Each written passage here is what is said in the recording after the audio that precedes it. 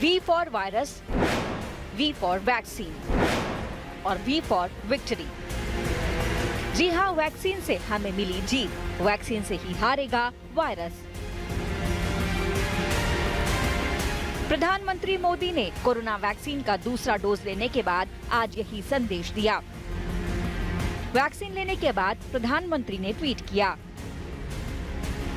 आज एम्स में कोविड-19 वैक्सीन का दूसरा डोज लिया।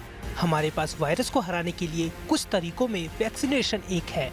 यदि आप वैक्सीन के लिए योग्य हैं, तो जल्द ही अपना डोज लें। cowin.gov.in पर रजिस्टर करें। देश में कोरोना की दूसरी लहर जिस तरह से कहर बरपा रही है, उसमें वायरस को हराने के हर तरीके को गंभीरता से लेने की जरूरत है। चाहे वो मास्क पहनना हो, सोशल डिस्टेंसिंग का पालन करना हो, बार बार हाथ धोना हो या वैक्सीन लेना हो।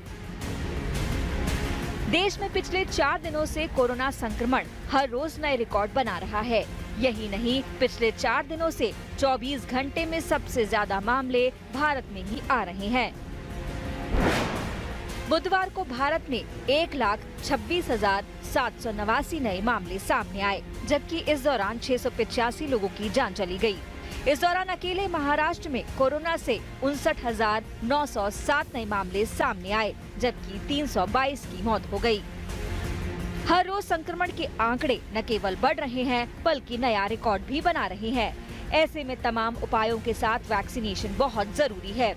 फिलहाल देश में 45 साल और इससे ऊपर के सभी लोगों को वैक्सीन दी जा रही है। अगर आप 45 साल या इससे ज्यादा उम्र के हैं, तो आपको तत्काल वैक्सीन ले लेनी चाहिए।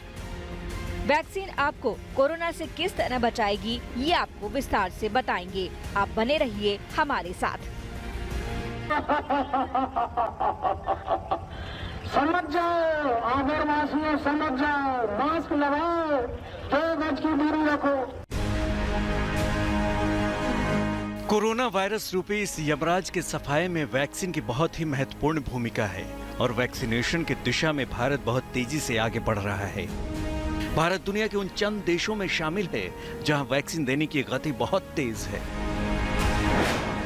भारत में 8 अप्रैल की सुबह तक 8,86,09,990 लोगों को कोरोना वैक्सीन दी जा चुकी है। इनमें से 7,80,27,567 को पहला डोज दिया गया है, जबकि 1,05,82,423 लोगों को दूसरा डोज। भारत में कोरोना वैक्सीन देने की शुरुआत 16 जनवरी से हुई थी। पहले दौर में हेल्थ और फ्रंटलाइन वर्कर्स को वैक्सीन दी गई। फिलहाल वैक्सीनेशन का तीसरा दौर चल रहा है, जिसमें 45 साल और उसके ऊपर के लोगों को वैक्सीन दी जा रही है।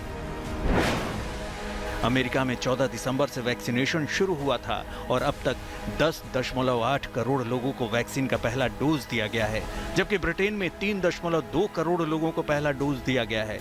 ब्रिटेन में 8 दिसंबर से वैक्सीनेशन चल रहा है। भारत सरकार की कोशिश है कि इसकी गति और बढ़ाई जाए, इसलिए 11 अप्रैल से सरकारी और निजी कार्यस्थलों पर भी वैक्सीनेशन की इजाजत दे दी गई है। जाहिर है, इससे जल्द से ज्यादा लोगों को वैक्सीन दी जा सकेगी। इस वक्त देश में कुल 58,385 वैक्सीन सेंटर हैं। इनमें 52,695 सरकारी हैं और 5,690 निजी। सबसे खास बात यह है कि भारत दूसरे देशों की मदद करते हुए भी वैक्सीनेशन की मुहिम को तेजी से जारी रखे हुए है, वरना कई विकसित देशों ने तो अपने लिए वैक्सीन स्टोर कर लिए हैं। एमनेस्टी इंटरनेशनल के मुताबिक यूनाइटेड किंगडम, फ्रांस, जर्मनी जैसे G7 के सदस्य देशों ने इतनी वैक्सीन का इंतजाम कर लिया है कि वो अपनी पूरी आबादी को 3 बार वैक्सीन दे सकते हैं।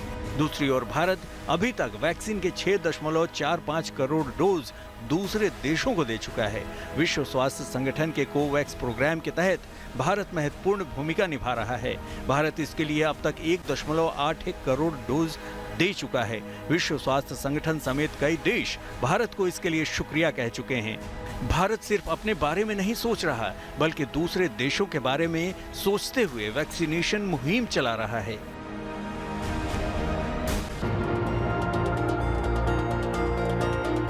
कोरोना वायरस के संक्रमण से बचने के 2 सबसे बड़े हथियार हमारे पास हैं। पहला बचाव और दूसरा वैक्सीन। बचाव के उपाय में मास्क पहनना, सोशल डिस्टेंसिंग और बार-बार हाथ साफ करना शामिल है। वैक्सीन एक ऐसा हथियार है जो कोरोना वायरस को इतना बेअसर कर देगा कि वो कुछ भी बिगाड़ नहीं पाएगा। ऐसे कई मामले सामने आए हैं जहां वैक्सीन का दोनों डोज लेने के बावजूद कई लोग संक्रमित हो गए, लेकिन ध्यान रखिएगा, ऐसे लोगों को वायरस ज्यादा बीमार नहीं कर पाएगा। सबसे जरूरी बात जो याद रखनी है वो ये है कि वैक्सीन कोरोना संक्रमण नहीं रोकता। वैक्सीन संक्रमण से होने वाली बीमारी को रोकती है, संक्रमण के असर को कम करती है। संक्रमण से बचने के लिए मास्क पहनने, सोशल डिस्टेंसिंग के पालन जैसे उपायों को ही अपनाना होगा। वैक्सीन किस तरह कोरोना के खिलाफ जंग में असरदार हथियार साबित होगी, ये समझने के लिए ये जानना बेहद जरूरी है कि ये वैक्सीन काम कैसे करती है। वैक्सीन का पहला डोज लेने के करीब 2 हफ्ते बाद शरीर में इम्यून रिस्पॉन्स होता है। दूसरा डोज लेने के बाद कुछ समय बाद इम्यूनिटी और मजबूत होती है। अगर किसी ने वैक्सीन ले ली है तो कोरोना वायरस उसे ज्यादा बीमार नहीं कर पाएगा। वायरस में लगातार हो रहे म्यूटेशन की वजह से भी वैक्सीन के असर को लेकर सवाल उठ रहे हैं। अब तक के शोध में ये बात सामने आई है कि नए वेरिएंट पर भी वैक्सीन कारगर है। अगर भविष्य में कोई ऐसा वेरिएंट आ गया जिस पर वैक्सीन कारगर नहीं होगी तो नए वेरिएंट के हिसाब से वैक्सीन बनाने में भी ज्यादा वक्त नहीं लगेगा। दरअसल वायरस में 3 वजहों से बदलाव होता है। पहला, वायरस खुद बदलता है। दूसरा, जिस कोशिका को वो संक्रमित करता है उसमें पहले से मौजूद वायरस की वजह से बदलाव आता है। तीसरा, मनुष्य की प्रतिरोधक क्षमता के प्रभाव में उसमें बदलाव होता है। सवाल उठता है कि जब वायरस में हजारों बार बदलाव हो चुके हैं तो अब नए बदलाव डरा क्यों रहे हैं? इसकी वजह यह है कि अब वायरस में जेनेटिक बदलाव होने लगे हैं। वायरस के स्पाइक प्रोटीन में बदलाव से वो पुराने स्ट्रेन से बिल्कुल अलग हो जा रहा है और इसीलिए इनमें से कई स्ट्रेन बहुत ज्यादा संक्रामक भी होते जा रहे हैं। भारत में कोरोना वायरस में जो बदलाव हुए हैं उसके बारे में अभी तक जो भी पता चला है उसके मुताबिक ये जानलेवा नहीं है, लेकिन तेजी से फैल सकता है। भारत में डबल म्यूटेशन वाला जो नया स्ट्रेन मिला है उस पर वैक्सीन कितनी कारगर है इस बारे में अभी दावे से कुछ भी नहीं कहा जा सकता। इसमें जो बदलाव हुए हैं उसके हिसाब से वायरस शरीर के इम्यून रिस्पॉन्स को चकमा दे सकता है।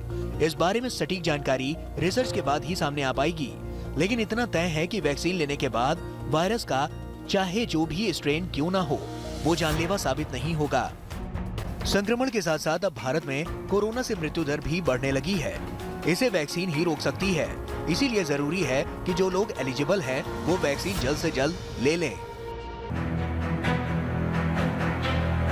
ऐसे समय में जब देश में कोरोना के खिलाफ जंग एक अहम पड़ाव है, क्या देश वैक्सीन संकट की ओर बढ़ रहा है? क्या देश में वैक्सीन की कमी हो रही है या वाकई इसे लेकर राजनीति हो रही है?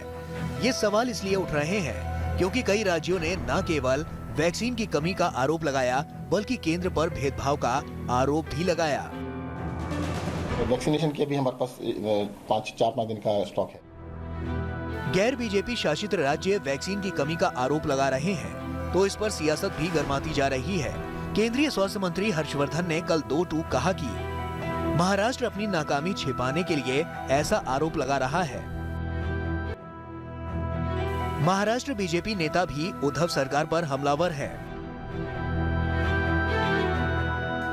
अगर वैक्सीन को लेकर सियासत हो रही है तो वाकई दुखद है। इससे कोरोना के खिलाफ भारत की जंग कमजोर पड़ेगी, लेकिन सच्चाई ये भी है कि बीजेपी शासित राज्यों में भी वैक्सीन की कमी होने लगी है। पीएम के संसदीय क्षेत्र वाराणसी में वैक्सीन खत्म हो जाने से आधे से ज्यादा टीकाकरण केंद्र बंद हो गए हैं। खास बात यह है कि स्वास्थ्य विभाग को भी नहीं पता चला कि हालात कब तक सामान्य होंगे। वाराणसी में 66 सरकारी वैक्सीनेशन सेंटर में से सिर्फ 25 ही अभी काम कर रहे हैं। हैरानी की बात यह है कि जिला वैक्सीन भंडार केंद्र पर भी ताला लटका दिखा। चौकाघाट राजकीय आयुर्वेदिक अस्पताल की एमएस और प्रिंसिपल प्रोफेसर नीलम गुप्ता ने बताया कि आज के लिए वैक्सीन नहीं मिल पाई, इसीलिए वैक्सीन नहीं हो पाई।